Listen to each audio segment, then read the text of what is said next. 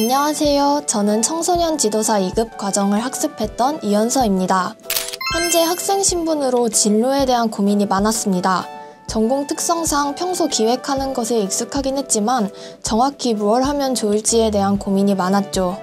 또한 저의 유하고 화합을 좋아하는 성격의 특성을 잘 살릴 수 있는 직업은 무엇일까에 대한 생각을 매일같이 했던 것 같아요.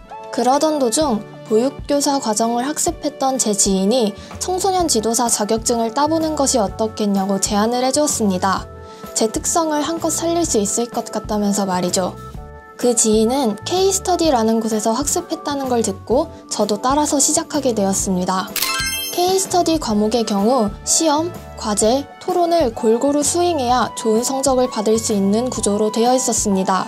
먼저 시험을 위한 공부를 하기 위해서는 강의를 들어야 하는데 저 같은 경우에는 입시를 할 때에도 학교 수업을 들을 때에도 인터넷 강의가 많은 비중을 차지하고 있었기 때문에 인터넷 강의의 장점을 잘 활용했던 것 같습니다.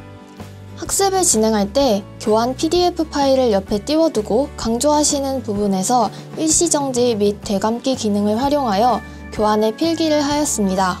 필기할 때 색을 적절히 활용하여 중요도의 위계를 설정하여 복습에 용이하도록 하였습니다.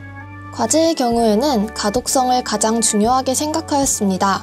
즉, 글이 얼마나 술술 읽히는가를 따져 글의 흐름을 만들었습니다. 물론 기하 넘수는 필수고요.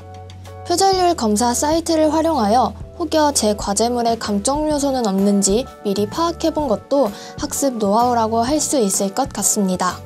토론의 경우에는 최대한 많은 사람들의 의견을 읽어보고 드는 의문점을 적극적으로 제시했던 것 같습니다.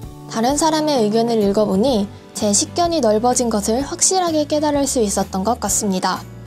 우선 과목이 많아서 양 자체가 엄청났습니다. 500페이지를 넘어가는 교환도 있었고 이 때문에 효율적으로 공부하는 것이 중요했습니다. 또한 과제 제출이 거의 같은 시기에 몰려 허겁지겁하느라 정신없었던 기억이 있습니다. 하지만 무엇보다도 헤맸던 것은 수강이 끝난 후였습니다. 나름 컴퓨터에 익숙하다고 생각하고 있었는데 학점 인정 신청하는 방법이 조금 까다로웠던 것 같습니다. 기억에 남는 강좌로는 청소년 문제와 보호, 청소년 활동론을 꼽고 싶습니다.